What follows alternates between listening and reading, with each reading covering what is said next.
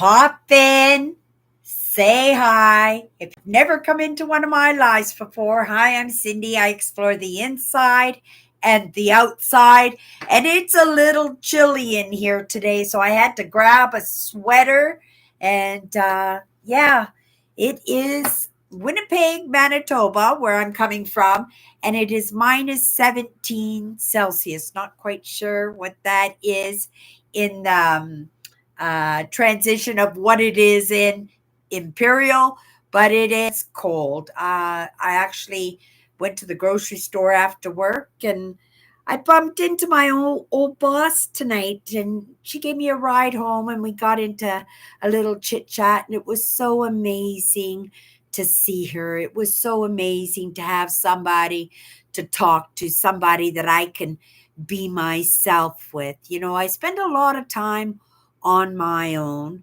And normally my sisters are my friends, right?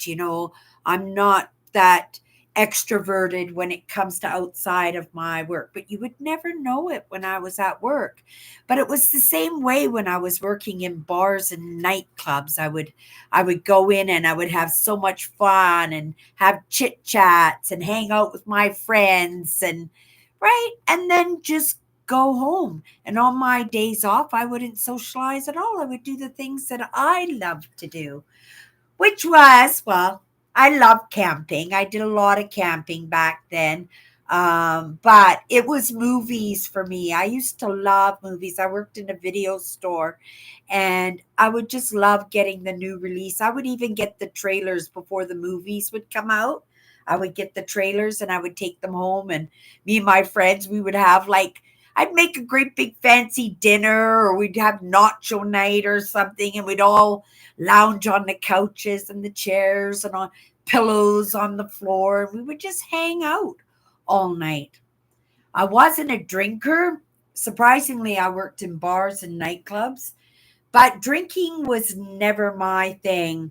I don't know. I look back on that time in my life and I look at, you know, alcohol has been a part in my family. My grandfather was a serious alcoholic.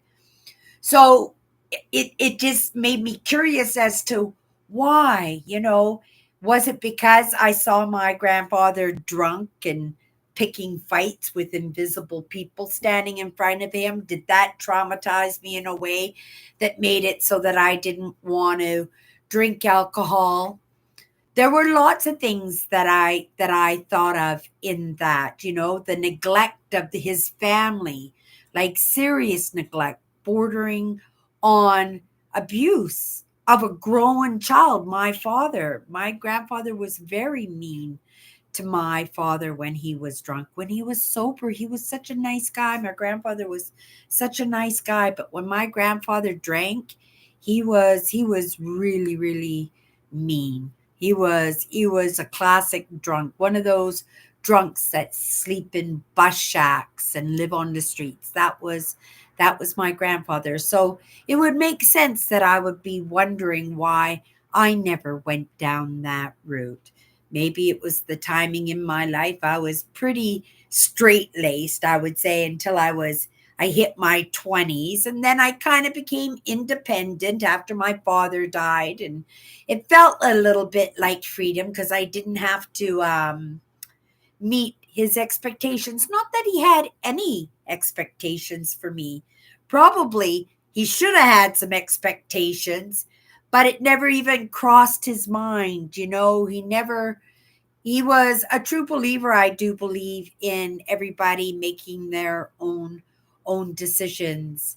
But I did find it curious when I worked in bars and nightclubs, especially, that alcohol was never, not to say I've never been drunk. I have been drunk. I have probably been drunk more times than most people. But for the fact of the people that I was hanging out with, because I was at that time hanging out with they weren't rough. They were beautiful people, but some people might look at them as ruffians or party rebels or metalheads because most of them did like the heavy metal music. But they were so kind and they were so fun to be around. and very non-judgmental. At that time I was 311 pounds. These were really, really, really good looking women and good looking guys that I hung out with. They could have been that, but I'm very grateful. I don't know how that crew even became established. Well, right, it was my crew, mine and my friend Brian, right? We were friends, we hung out together, right? And we were 24/7 for the longest time, and it made sense. Eventually my friends would be included in that, and his friends would be included in that, and then my friends would date his friends, and it just, but it was so much fun. And like I said, they had good hearts. But I am curious, as because they were big drinkers too, all of the guys especially. It was Friday night, it's drinking night, right? Sydney would usually be cooking something, watching movies, or just hanging out with them too, but just not having the interest in the booze. But that was another thing that, I took it into consideration that, you know, there are things that we are naturally attuned to not be interested in, because it is in my grooming, it is in my surroundings and in my family culture that the men were heavy drinkers. My dad included. I didn't even know that my dad drank until, well, he was gone a few years already before I found out that he was a drinker, but he just kept that hidden. He didn't want his kids to know. He didn't, I guess, want us to associate him drinking and my grandfather drinking, but I don't ever remember, not once, just that one time when he was passed out on the bathroom floor. I don't ever remember him being a drinker, right? But I think in the end, that could have been one of the reasons, because he hid one of his problems, one of his coping mechanisms from the rest of his family, because only my mother knew. It was my mother who told me after he passed away that my dad was actually a drinker. But I think it's because the kids didn't see the drinking, right? My dad didn't have, he had a bottle of tequila, but it was just sat on as an ornament on the TV, right? It wasn't something to drink, even though as kids, as teenagers, we dug into it. We weren't angels. And like I said, I it's not like I've never been drunk, but as a drinker, like for right now, the last time I had a drink was not this past Christmas party, but the Christmas party before that. And then maybe a couple of days after that, because I thought I had to use up the alcohol or it was going to go bad, not realizing that alcohol is still in my fridge, just little buzz lines on the bottom of the bottles. I don't know if they're good. I don't know if I would touch them, but they're there if I need have company and I have to serve something, right? Okay, let's say hi to Owen and Andrew. Hi, Kathy. Andrew says, I grew up in a household in which there was my father's beer in the fridge, but I just never had an interest in alcohol. In my entire life, I've drunk maybe the equivalent of 3 cans of beer. That's pretty amazing, Andrew. I know people like that too, right? I know people like that too, that maybe even have never touched alcohol in their entire lives. There is no right or wrong in that.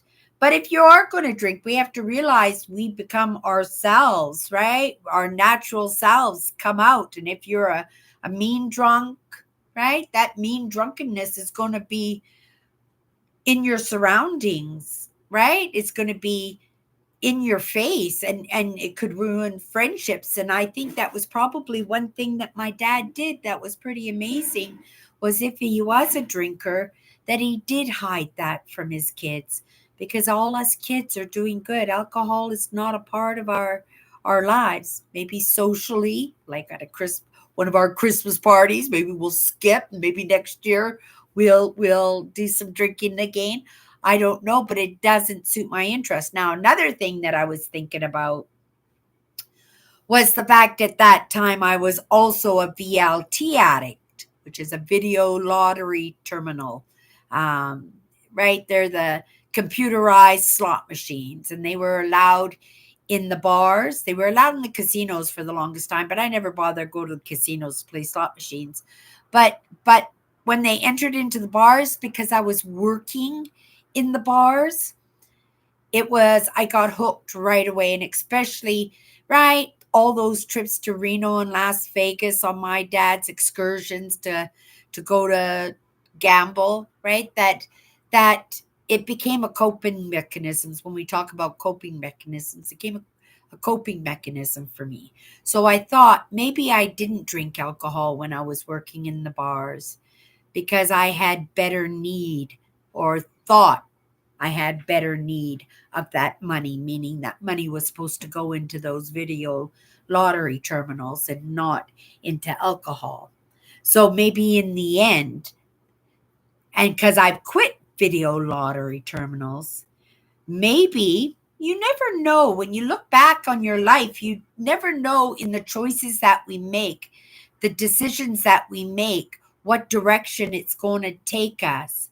Now, what if I never drank because I wanted that money for the video lottery terminals, for the slot machines? If I wanted that money for the slot machines, what if I became a gambling addict instead of the alcoholic that possibly, right, epigenetically, it was meant to be that I was going to be an alcoholic? And I kicked gambling. I haven't gambled anything in over 5 years now. I'm going into my 6 years, no gambling. I'm so proud of myself in that. But also in saying that, what if that gambling was the reason I never became an alcoholic?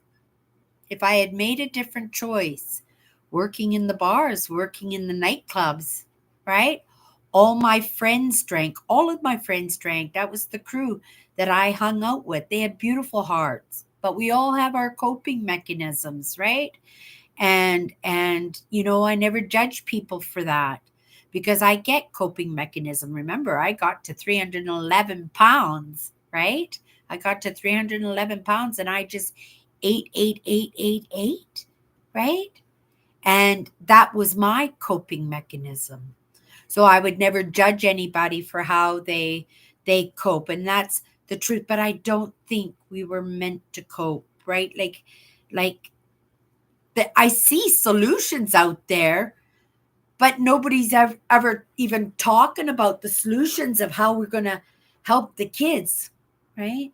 Somebody's going to help the kids. The school system's going to help the kids. The government's going to help the kids. The parents are not going to be able to help the kids, right? Because parents are broken kids themselves, right? They're only going to pass down epigenetically what they grew up with. But somehow, right, the kids are going to get much better, right? They are. Even in this generation now, when I was growing up, right, I don't remember any child family services, these kind of organizations. I don't remember an orange t-shirt day in remembrance of what happened with the indigenous of this country, and right, that we recognize that. Things have changed. The no bullying campaigns in school that they have now, right? Things do change, but we have to, right, figure out who's making that change, who's making the decisions. I'm sure it's not just one person's decisions, it's one person's creative idea. It's the engineer who puts it all together, it's the directors, it's the producers, right? It's getting it done. It's marketing to get the word out there. It's a group effort. It really, really is.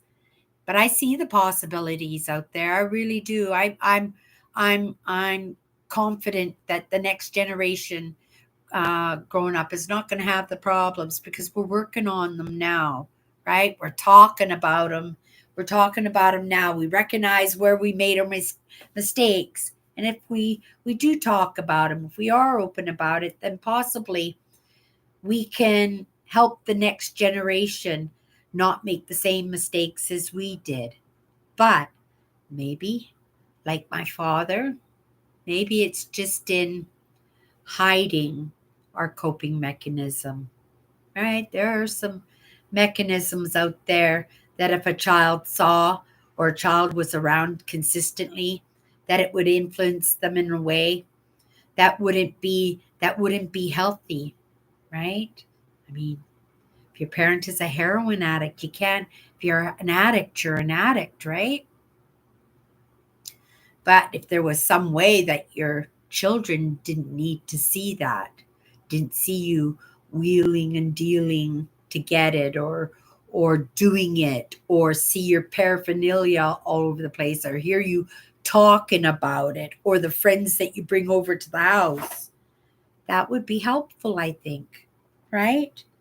Maybe then as an adult, when you actually have that conversation, you've already kicked the habit, maybe clean for 20 years, and you can have that conversation. And it wouldn't be something that they would recognize in you.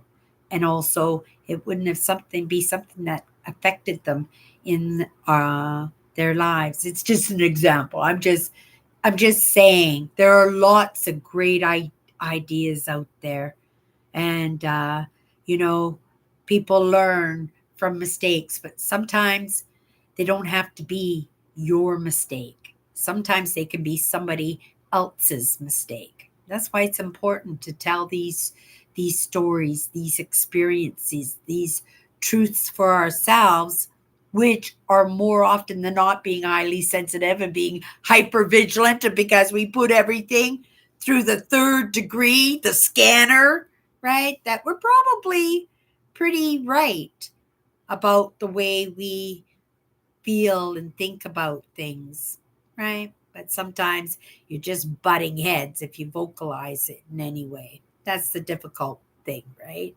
It's why, right? We chat and we just chat, and that's all it is just chatting. And sometimes we get things just out of that chatting.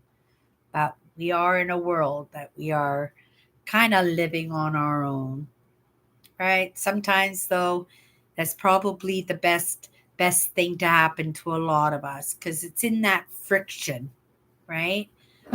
Against those ones that we don't get along with. And it's not because they're bad people. We just don't get along with them, as our souls just rub each other the wrong way. But if we can recognize that and just give each other that respect and just stay off to the side and not bother each other, right? Oh well, conversation for another day. I got all stirred up. I bumped into my manager tonight, and it was really nice to have somebody to chit chat about things. I usually keep these things to myself because who wants to have these kind of conversations, especially if you don't know the characters, you don't know the situations, and you don't know the person that you're talking to, and the perception of how it's coming off. And that's important too. But it was so awesome to see her.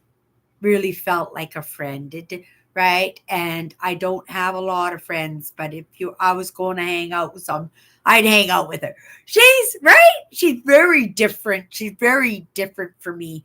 But you know what? Sometimes it's in those gaps, right? That those things um that you're not strong in, that right? Somebody else is. It doesn't bother them. It's just nothing. And to you, it's just like the worst thing ever, right? That you fill each other's gaps. And in the end, that's not what you want to do. You want to learn how to fill your own gaps. But how do you know how to fill your own gaps unless you have somebody beside you who's so good at it that can show you how, right? Maybe for the first little while, they'll do it for you. if you're paying attention, so that when they're ready to jump in and do a little training, that you pick up on it just like that, because nobody likes to waste their time. That's the truth too. Okay, let's come back in the comments. I have no idea why I'm yapping about that.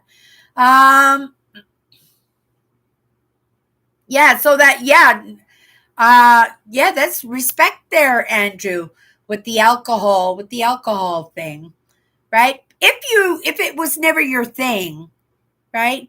Never deny yourself. There are people out there. I know people who come home from work and they'll have a glass of wine, or they'll they'll take care of the house and make the dinner and get the kids ready and put them to bed, and then, right, her and her boyfriend will sit down and have a glass of wine, or, right, there is nothing in that leisure if you enjoy it, right? If you just enjoy, right?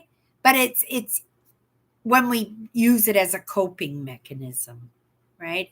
And it stops us from making any kind of movement. I wouldn't be making the movement I'm making right now if I was a VLT addict. I couldn't. I wouldn't be able to do it. I would be so stressed out, and who would who would even want to come and hang out with me in a state of complete stress? I'm not sure. Yes, you guys do. I don't know. Oh, because of the urban exploring, right? Because that was lots of fun. That you might have put up with a little bit of that, because I know I was going through a really rough time there for a while. Yeah. I almost became homeless over COVID, right? Very grateful it turned out to be a different story, right? But without that communication, without, right, things wouldn't have moved that way. Sometimes we wait and just make that move in that desperation because you're clinging on to the very last second. And at the very last second, right, you have to let go, and then you're in it, right? I kind of like to make a little bit of a plan. Should it happen, you can cling on to it. And if you see it happening, okay, I'm going to just let go 10 minutes earlier and let's just see. I've got this trick in mind. And yeah, oh, and over there at the tree, I knew I was going to go over there. And I tied a bag of food up in these branches, right? If it's a flood, it ain't going to reach that high. I'll get it, right? You have a little bit of time to prepare in the catastrophes. I've been doing it a little bit. That Trump guy had me a little bit nervous. There was a couple of days there, 2 solid days, I got engrossed in what was going on with Trump, and it made me a little bit nervous. Only because, right, that just being the mean guy in the world, and I didn't see Trump doing that, but I understand sometimes there has to be a tough teacher, right? And sometimes you do have to get the 90-degree turn when things are so messed up. So, but, and I am a believer, you got to make a mess to clean a mess. And I have to keep reminding myself of that. But at the same time, in my hypervigilance, I did go to the grocery store and I bought supplies. I bought supplies. If nothing else, I think the cost is going to go up. And when there's a sale on coffee, I hope there's a good sale on coffee. I think I'm going to grab 4 tins of coffee, because I suspect that when all this stuff happens, like coffee's going to like double in price or something. So yeah, I hope there's a good coffee sale coming up. And yeah, other than that, I'm just going to pick up things so that if there is a little bit of a tie down, that maybe I could do okay if it should happen, right? It's in that preparedness. And if nothing else, right, they're groceries. They'll get used. Right? Okay. Um Andrew, a lot of people who grow up with smoking parents react the same way and never smoke themselves. Right? And my dad was a 2 pack a day smoker, and all of us kids smoked. I didn't smoke until I was 27 years old. Um, I didn't smoke for very long. I think shortly after I separated from my husband, we're going to stop, send a good chair out to the fire truck. They're going to get to their destination. They're going to get to the door because it looks like they're stopping in my building. Yeah, they're stopping the front of my building. So hopefully they get to the door and it's a false alarm and they can go back to the station and everything is okay. I like to send out the good cheer. I hope it serves. I guess I'll find out tomorrow. This is nothing new.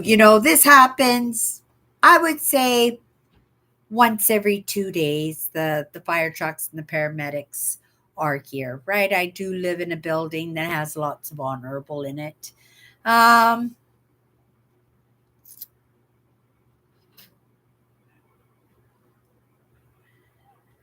Okay, Kathy says, Andrew, a lot of people who grew up with smoking parents react the same way and never smoked themselves. So true. And actually, Kathy, I think the kids from who grew up in the 80s and 90s and 2000s, they really dampened the idea of prejudiceness because schools were so interracial already. Like you went to school. Like my niece, I could show you a picture. Where's my phone? Oh, my phone's over. Oh, my phone's here. Maybe I can find the picture. My niece friend group, she's got about 10 girls that she hangs out with. She's now working. She's out of university and stuff. She got a job with the Red Cross. I'm so proud of her. My niece Ashley, right? But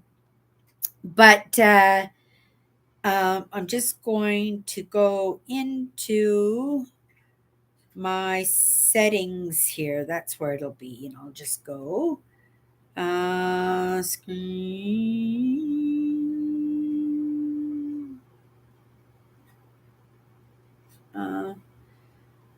screen screensaver. Is that what you call it? Okay, let's see what I got. No, I don't know. Okay, I won't do this while I'm doing my lap. Maybe next term. But I was going to say this, she takes pictures with them all the time.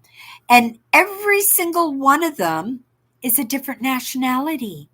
And that's what the generations now, like, this is how, right? Racism is just going to be wiped off the map. I can easily see it in the next couple of generations.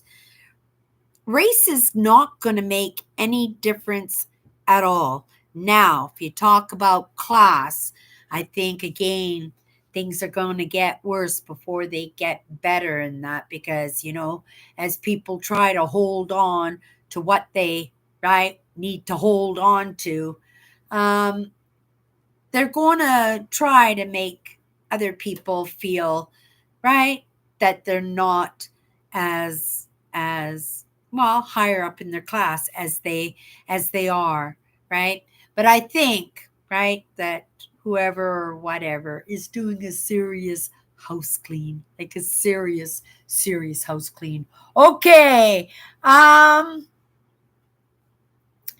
says, I believe it, Kathy. Many of my relatives smoked, but I smoked only a little over a period of about 4 years. I haven't smoked since 1981.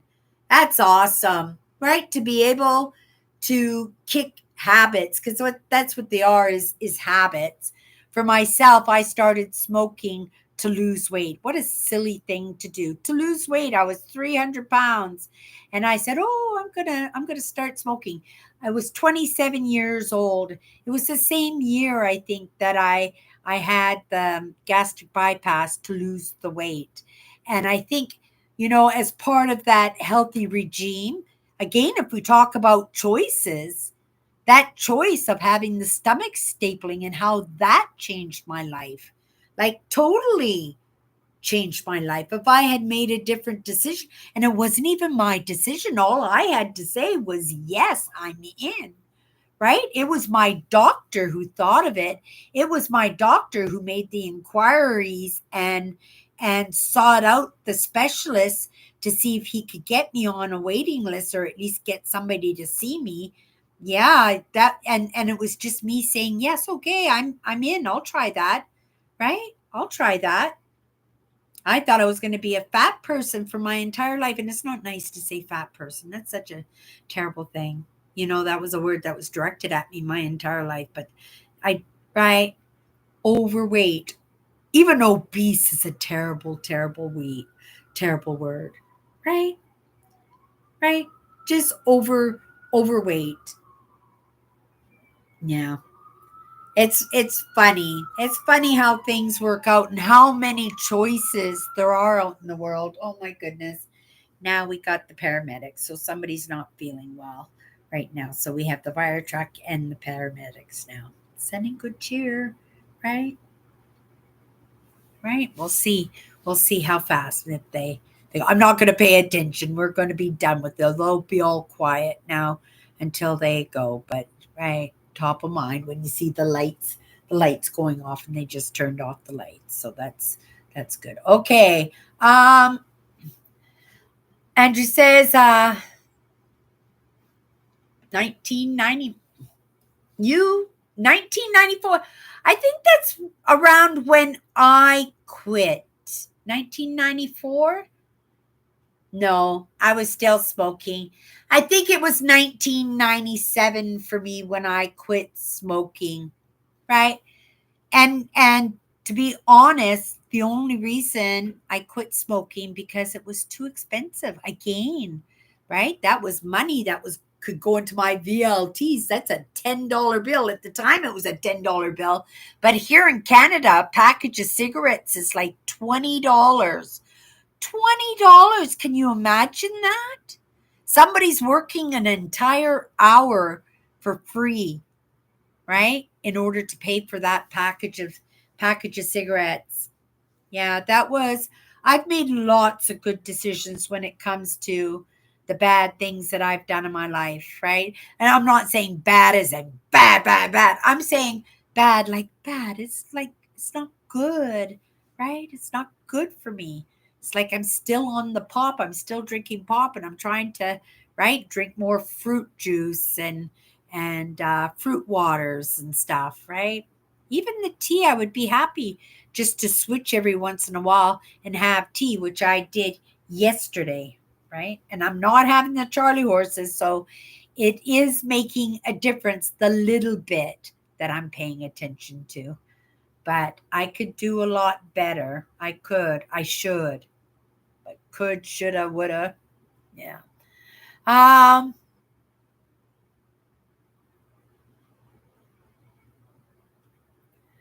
Oh, most alcohol. Okay, will last for many years. Yeah, that's good to know, Kathy, because yeah, my alcohol, that was like the banana liqueur, the Kahlua, and the tequila. It's still in my fridge from Christmas before last. Right. For me, I don't see the point in having a drink just for myself.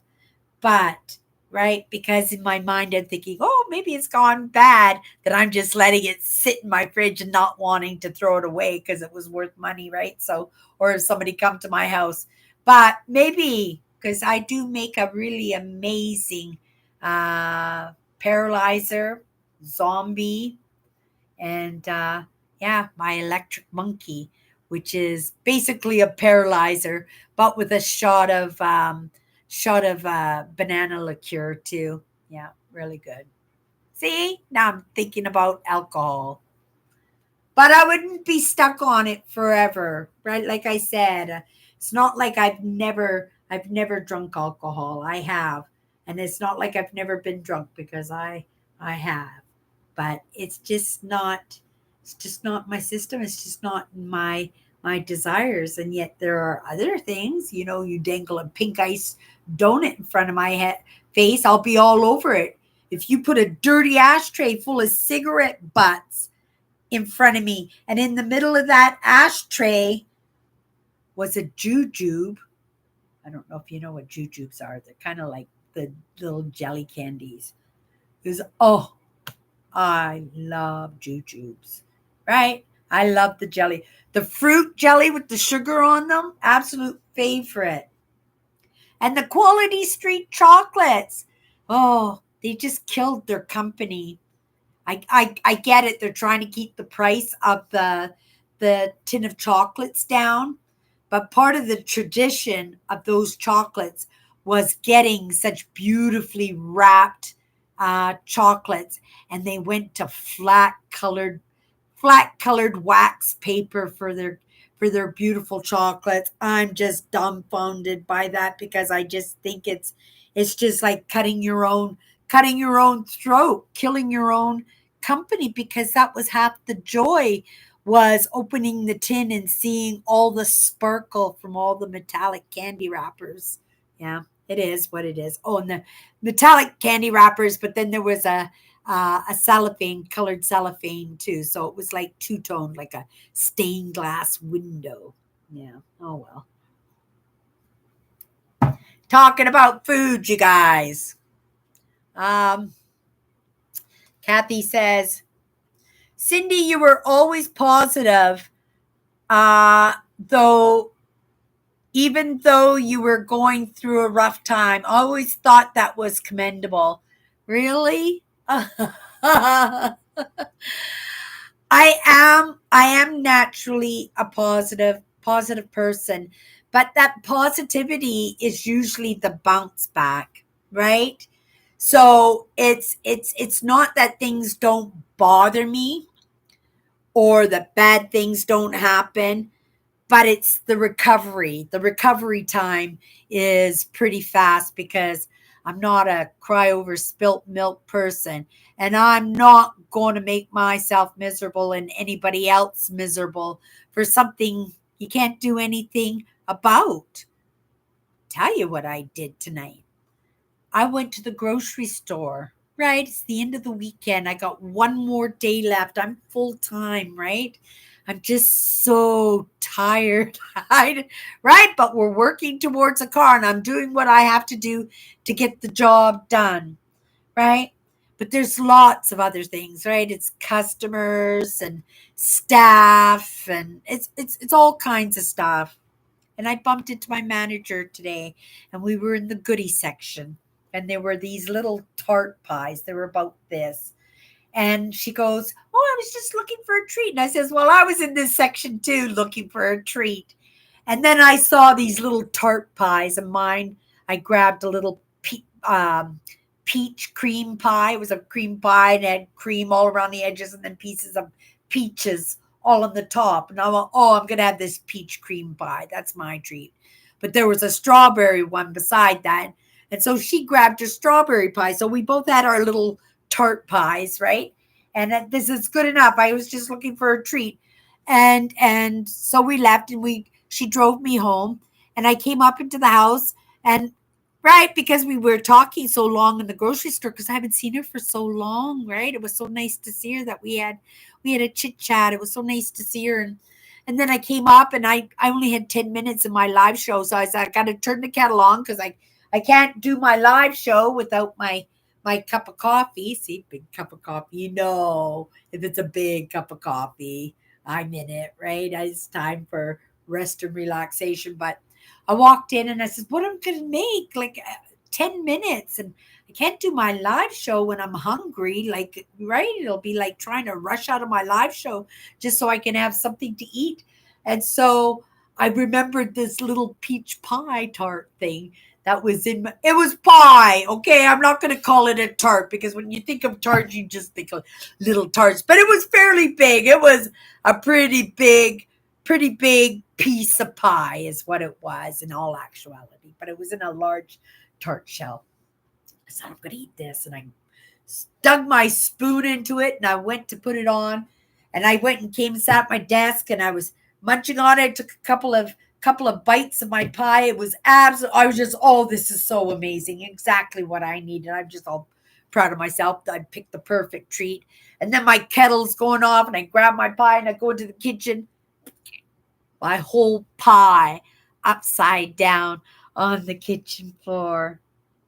And I went, "Oh, Really?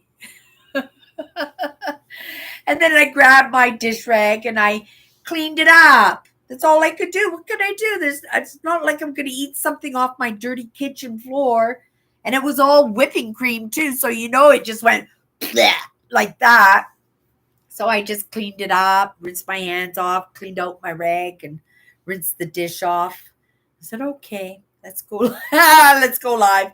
Made my cup of coffee, right? Made my cup of coffee in here. But that's what it is, Kathy. I think it's the recovery time.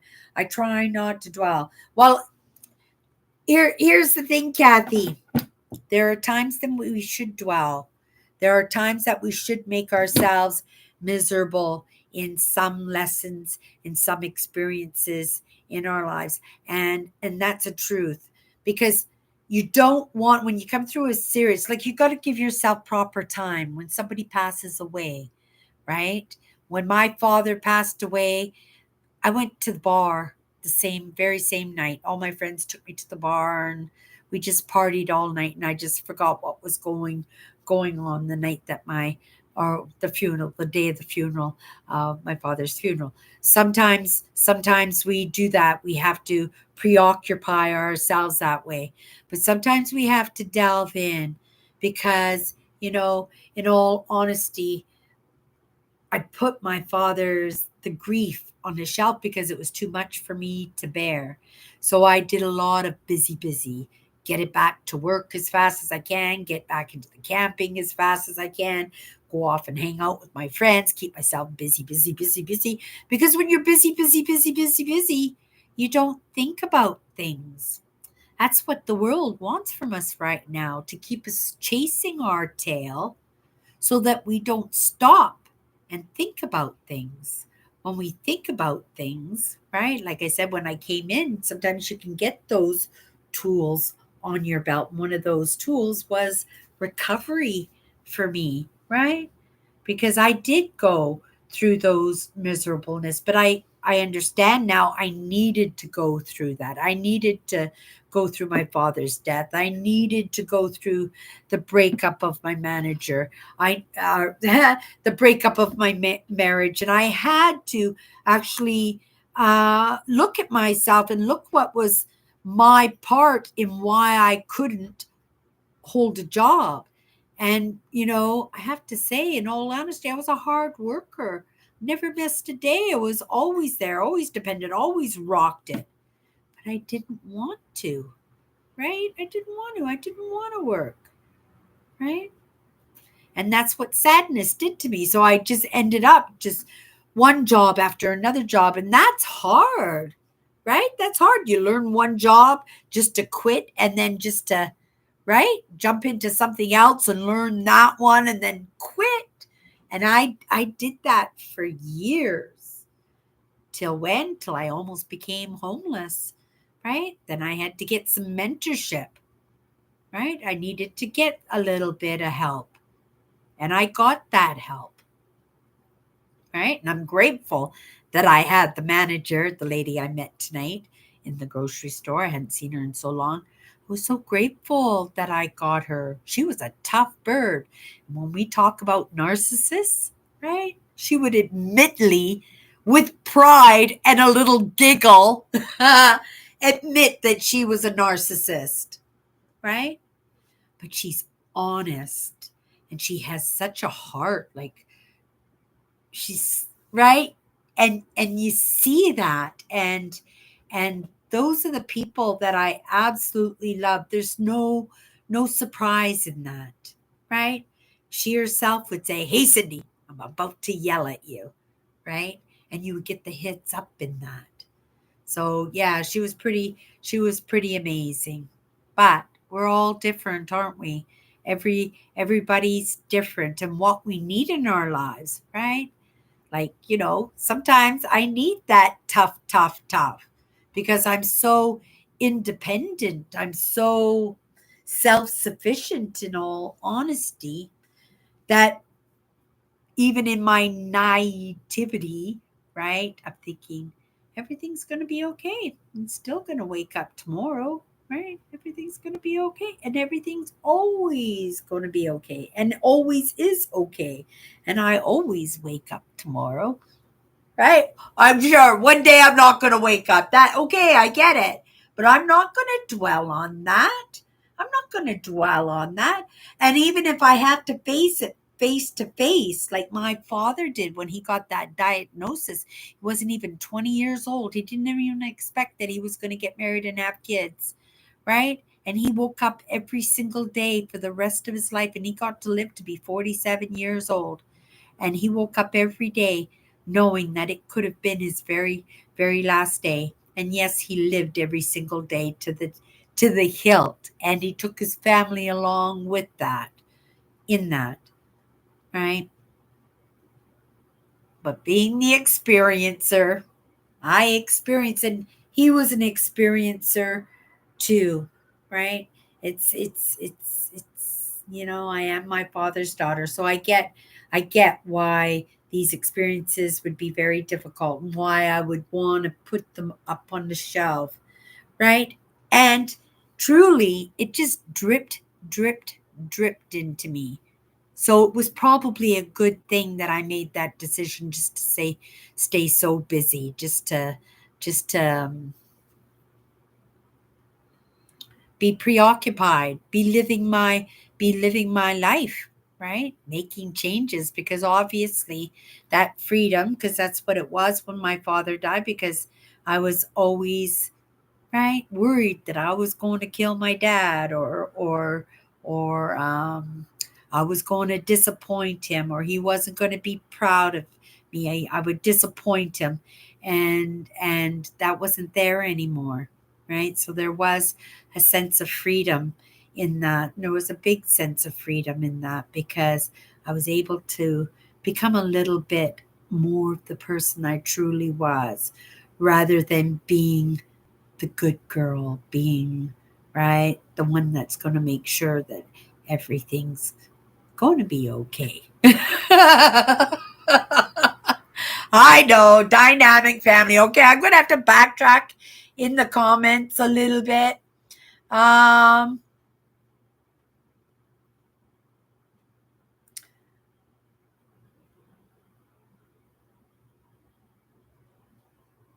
But that was nice of you, Kathy, to say that. That was really nice of you, Kathy, to say that. I recognize that I am a positive person. I mean, it's a little bit of that rubbing on each other. Me and my sister, we rub each other the wrong way quite a bit, right? But I'm such a positive person, and right, and we've had me and my sister had this discussion about it, because she couldn't figure out why I was so positive. She says, if you look at your situation, look at your life. And I said, well, look at your life. Don't look at my life. It's my life, right? Right? You don't have to remind me of all the things that don't go well, right? Because there are lots of things that are going well. And if you're doing it right, there's a little bit of both going on at the same time. I don't want to be so hypervigilant, so overly protective, that I shield myself from any kind of, right? I'm not asking for it, but I'm not shielding myself from that either, because that's how I'm going to build my resilience. That's how I'm going to get through it a little bit better next time. And that's the way I look at it. Um, Yeah, here in Canada, I know I almost had a little heart attack when my sister told me that she was paying $20 a package. And I think she has to buy two packages in order to get them for $20 each. I think that's what she does. She buys two of them at the same time. But also, my sister, she also gets cigarettes from the reserves too, right? Because uh, um, my ex brother in law, he goes and he gets cartons of cigarettes from the reserve. Yeah, and then he usually gives one to my sister. But I haven't smoked, right? First time I quit smoking, my sister bought the kits. You get 1, 2, 3 on the patch. You do each patch for 2 weeks, and then you step down to the next patch. I did that, and I never smoked again. It was the first time I truly quit smoking. Every night for a couple of years, I said, "This is my last cigarette. Never having another cigarette. I quit. That's it." But I always woke up in the morning and had a cigarette. Always, always, always. And then when my sister gave me the patches, and their patches aren't cheap. Each step is maybe $100, right? They're not cheap. But that first time I went on the patches, I quit. There was there was no issues at all. I think the day that I went down to the next step, you have a bad day because you're cutting your nicotine again, right? But it only lasts for like overnight. And I tell you, I never dreamed so well in my entire life. I'm not a dreamer anymore. I haven't I can't say that I'm not a dreamer because I caught hints a couple of times in the past 6 months of something lingering in the moment, like a lingering enough that I actually have a visual of what I saw in the stream. I just have to have the experience. I just have to see it with my own eyes, and I don't forget, right? If you tell me something, give me a name or a date, that I forget. But visually, yeah, I'm pretty good with that. I might not recognize or remember your name, but I will remember your face. I will know that I know you from somewhere, right? Um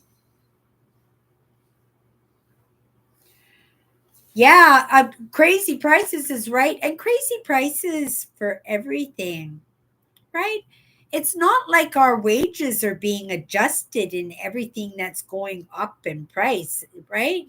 Yes, we have had wage increases, like the minimum wage has increased, but it's not consistent with the cost of living, right? Just the margarine alone has doubled, doubled in price, more than doubled in some cases, right? It's something else. Fruits and vegetables, I've been looking at the prices. They haven't been too bad, the fruits and vegetables, surprisingly. It's the dry goods and the canned goods that I notice the cost going up. Even in the snacks, I don't notice it in the snacks. I don't notice it in the cereals. Yeah, but I do. The meat is crazy expensive. Oh my goodness. A little package like this. No more hamburger than this. It was $10. $10 and that was on sale, right? It was like $5.49 a pound or something. That was the sale price on it. But you got to keep in mind that's Canadian. That's Canadian, right? That's not American. Hello, Nancy. I got your message the other day, but it agitated me, so I didn't reply, and I figured you would understand why I didn't reply to you, but that you just needed to get something off your chest. But yeah, yeah, you took me by surprise on that one, but it was all good. So I hope you don't mind that I didn't reply to you on that one. I figured you were just trying to get some stuff off your chest there. Has everybody's week been going well? Anything new and exciting? I got Andrew's parcel to him. I was really surprised at how fast it got to him. Canada Post is I guess because they're charging, right? That customer service and the speed will be a lot better. But it couldn't have been held up at the border either. Did it look like, Andrew, that the customs opened up the box? Could you tell if it looked like it had been opened, Andrew? Yeah, be curious about that. I have two more parcels. I have two more parcels going out. One I'm sending out next week. I just have to get the box, and then I just have to pack the stuff up in the box, and then that'll be going off next week. I'm doing one every second payday, And then that's it, because I couldn't get them off at Christmas. But I think it actually worked out a little bit better for me too, because if I had sent all three of them at the same time, right, that would have been big on the budget. And being Canada Post was off, I'm glad that it didn't get stuck at the border right before the strike, because that could have happened. I could have mailed them off beforehand, and they would have been stuck at the border. And who's to say how long that they would have been sitting there? But yeah, I've got what was I going to say? The one more day to put in, and then I'm off for 2 days. I do believe next week I get an extra day off. She scheduled us all to work, but I think it's a statutory holiday, and I don't think the company is open on statutory holidays, even though they're allowed to. So it's possible that we're going to be open, but if we're going to be open, then I get time and a half. So I'll be good with that. So sending some good cheer. It's not our building. Sending some good cheer. It's going to get to its destination. It's going to be a false alarm. And that was fast. They're gone from our building too. So, right? It worked. False alarm. That's just the way I like it. Sorry, I'm a bit of a rat woman today. I got hair sticking up all over the place. But yeah, I wanted just to make sure that I was comfortable so I can get some cleaning projects done for my manager tomorrow so she can start her week off good, because I know she makes a big effort so that when I come in on Thursday, when I come back to work on Thursday, that her store will look really nice for me, and I can start my week off good too. Right? I am grateful for that job that puts the roof over my head. It does. It serves me so well. I can't believe I bought that. I really did not want the job that I have. I wouldn't have this beautiful artwork on my wall. I wouldn't have my on brand hoodies, right? Um, and my beautiful clothes and my nice pieces of furniture. Like when I lost my apartment. I didn't bring too much with me. I didn't have time. As soon as I walked out that door, they locked her all up on me, right? And so I had to literally start over, and the job that I have now allowed me to do that. Yeah. Staff charges have to cut down. Oh my goodness. I got some really nice stuff. Oh my goodness. Wait till you guys see my staff charges, right? I hope they all pass inspection. Right? The manager, she fills out my staff charges, and she gets to decide if she wants to put it in the auction window, or if she thinks something is priced not good enough, that she'll reprice it, and then I'll have that opportunity to decide if I still want it. But oh, I got some really nice things. But I did that because I'm getting those big paychecks right now, because I'm back to full time, right? But ah, I'm working on the car, and I just can't buckle down. See, that's the person that I am. I need always that instant gratification. It's right. I'm not good if I don't see the results now. I need to see that it's possible. I need to see that it's happening, right? Committing to that should be enough. But for some reason, right, I need that constant. Life has got to be good for me. I need to enjoy it. I need to be smiling in my life. I need to be treated like treats, right? Not necessarily just food treats, but a nice outfit or company, or go out to a nice restaurant, or go watch a movie. Go for a walk, just things, right? Just things for myself. And I have to remember that I should be treating myself like that, like all the time. And I feel guilty all the time because I need that gratification all the time. But and the reason I'm saying that is because in that saving, I'm still spending more money than what I could. I could buckle down on my staff charges. I could cut my grocery list down, right? I could do lots of things. I could sell some of my stuff. Well, I guess I could sell my stuff.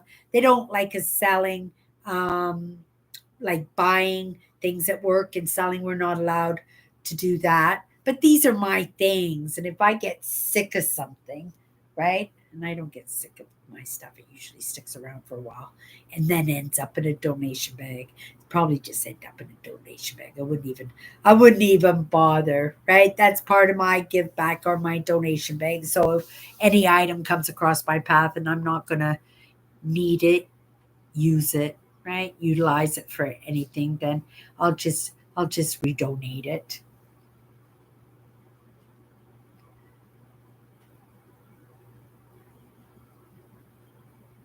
Actually, talk about cigarettes today in the donations. I don't know if anybody out there knows because you're from the States, right? But uh, a, a carton of cigarettes came in. They were Winston's, the red and white package, and it was a whole carton of cigarettes, not even opened up. And I said, "Does anybody?" I screamed out at the top of my lungs, "Does anybody want to buy a carton of cigarettes for $15?" Yeah, and somebody came up right away. "I'll buy those. I'll buy those."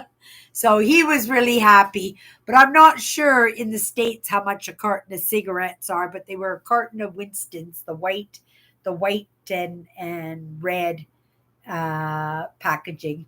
But yeah, so he was pretty happy to get a carton of cigarettes for $15. Yeah.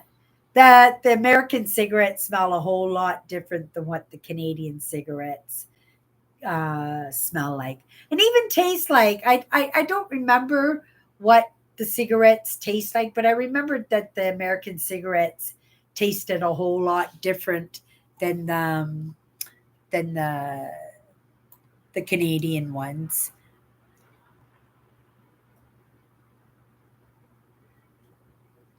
Okay. Kathy says, "Hello, Kathy. I'm hanging in there. I'm trying to recover from a double ear infection, trying to heal without the help of meds." Yeah. What do you do for your ear infections? Are there home remedies? Did you Google out solutions for your ears and how you can treat them if you're not taking medication?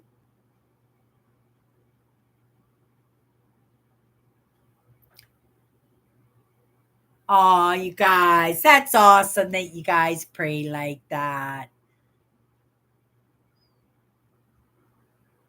Oh, that's good, Andrew, to know that the box didn't show any signs of being opened, right?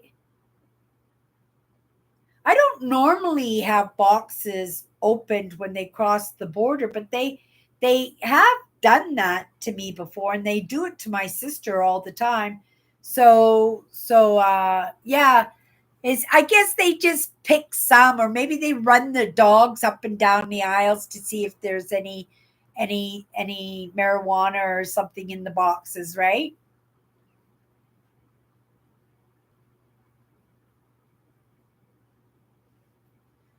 I know, Nancy, how frustrating that is.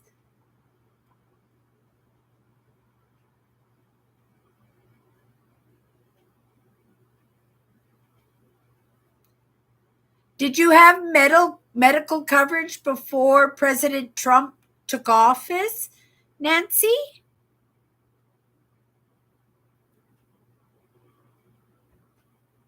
Oh my goodness, is that the slogan for the Remember in the old days it was all about cigarette slogans, cigarette commercials.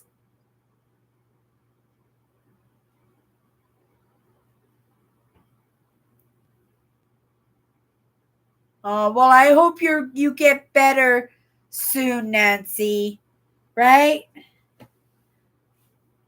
I don't want know why you just keep getting hit by these mini catastrophes in your life. It's just right. It's just like, can you give the girl a break? Give her 1 year with nothing, right? Sometimes no news is good news.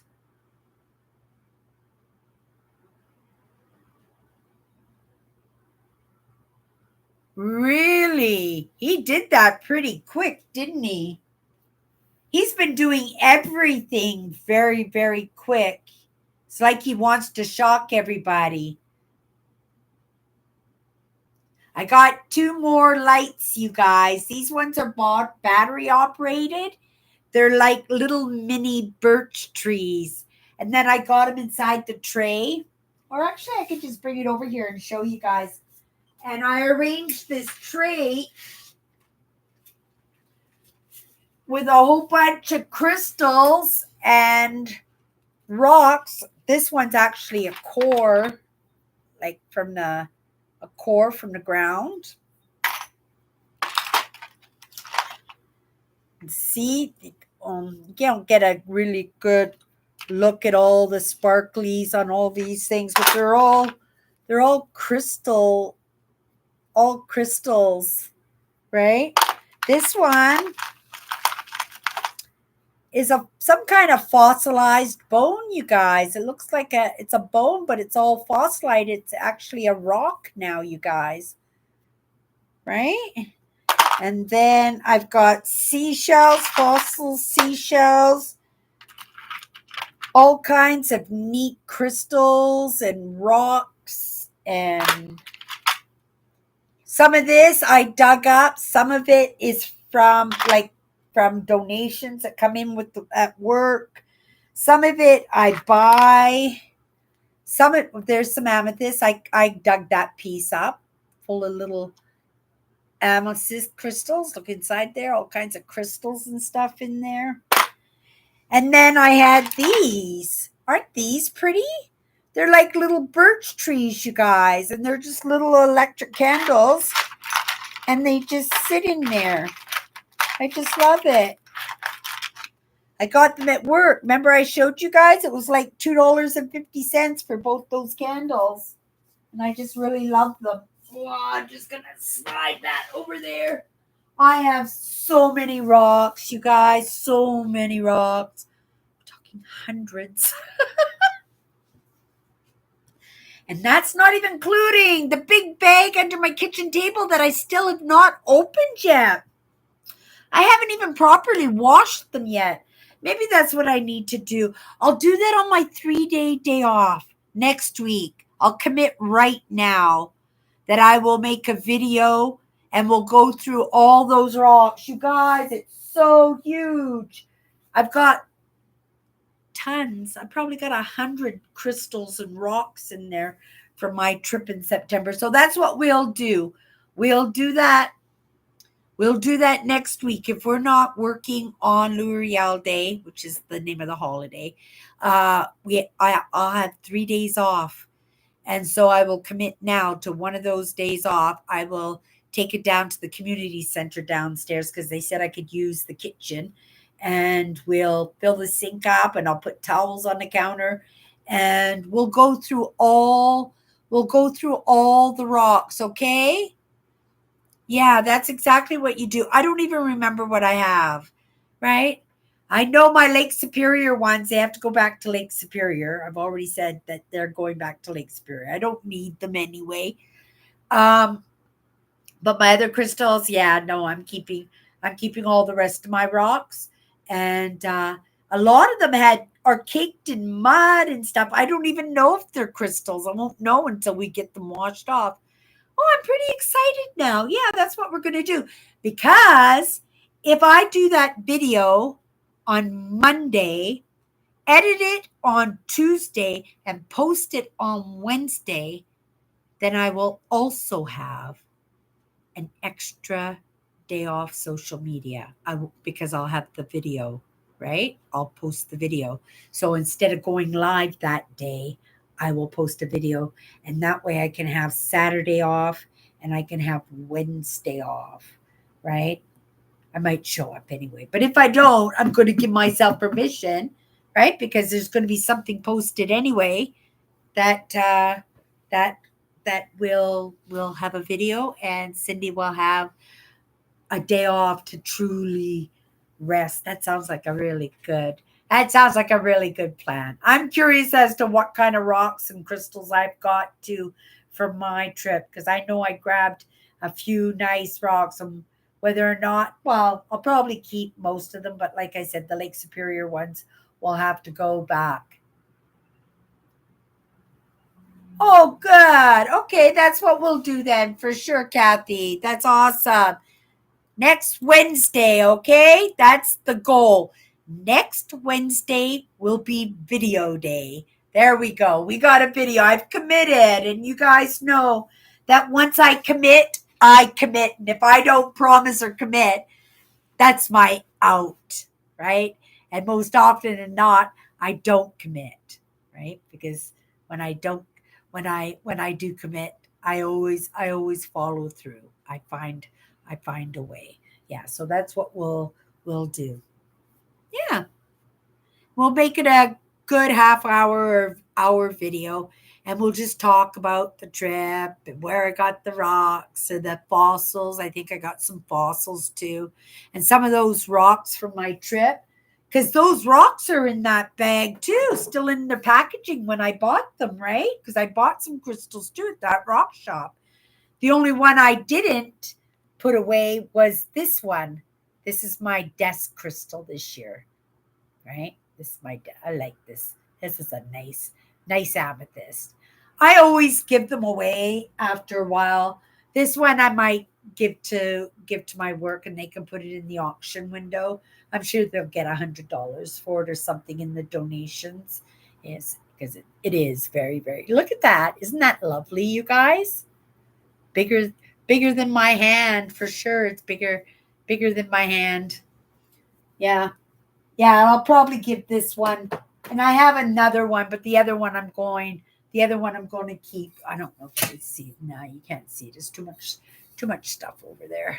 This lamp has got to go too. I need something small, maybe something to go over the dash of my monitor that can just kind of shine down on my desk. Right? This is good lighting for this, but yeah, sometimes I do need a little bit extra lighting, and I'm all about the ambience. This whole living room, and at nighttime when I'm sleeping, I've just got all of these. I got even there's a big light there. There's a light down there. There's a light there. Uh, Two lights there, and then I have this light here, right? Oh, that's good lighting, you guys. Oh my goodness. Wow. I'm just discovering this now. Okay, let's check it out. You guys let me know what's better lighting. This way, right? Give you guys see every. Oh yeah, you guys can even see my dragon sitting up there, and or like this. Right? There's even less reflection in my glasses when it's on a higher beam, isn't there? Right? The reflection in my glasses is almost gone. Yeah, like that lighting much better. There, we learned something, didn't we? We are now going to be doing our live shows with this is strip lighting around my big picture window here, but it's so bright it lights up my entire apartment. Yeah, it is much better, isn't it? Yeah, it is much better. You can see things much better. Yeah, much better. I like my lighting and stuff. And I got another one coming. I got another salt stone, and it's made of quartz crystal. The one I have a salt stone right now, but it's made with the Himalaya salt. And this one is a little bit different. Courts. Oh, excuse me. Yeah, that was my weekend. Yeah, busy, busy. It wasn't busy like it has been busy, but it is winter. It is winter. It has been extra cold outside, so things have been a little bit slow.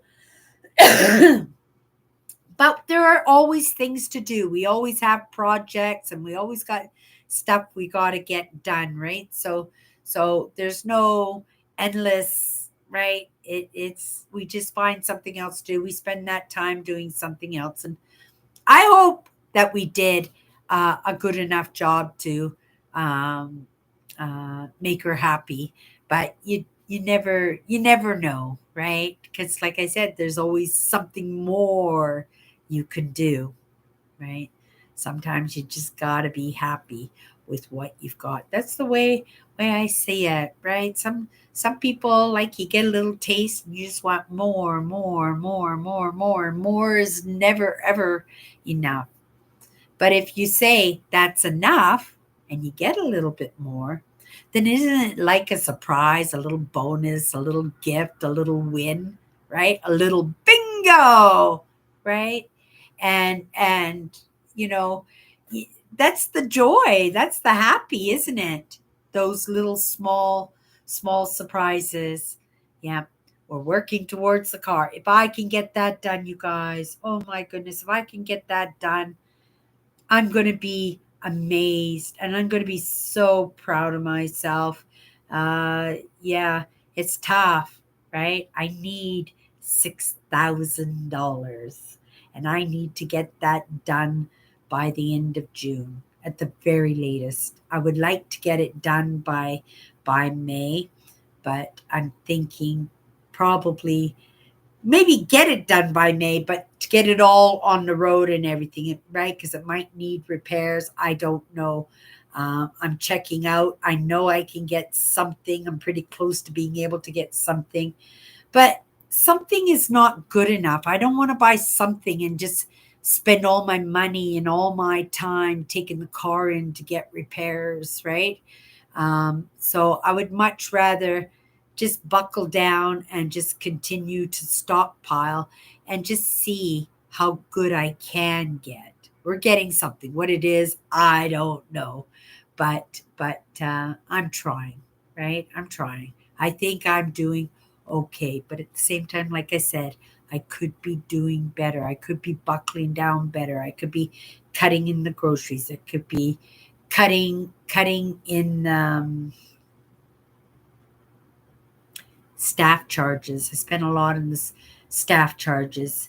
Uh, there's lots of ways that I can cut back, right? Sometimes it's just because of that need that you're not ready to go home. You just need to go to the grocery store. Well, then okay, go to the grocery store, but don't buy anything, right? Do some window shopping, right? You can do window shopping. You can wander up and down the aisles and go, maybe not, right? And still get your fix, right? I didn't get my peach cream pie tonight. It ended up upside down on the kitchen floor, and it was the only thing I was going to the store for was that treat, right? Just to say, you did good, Cindy. You got your live show. Have a nice little treat, and right, start your days off. What's your tomorrow? Start your days off and just have a nice rested and well, I'm probably going to make a little bit of movement in that, but at the same time, I think I better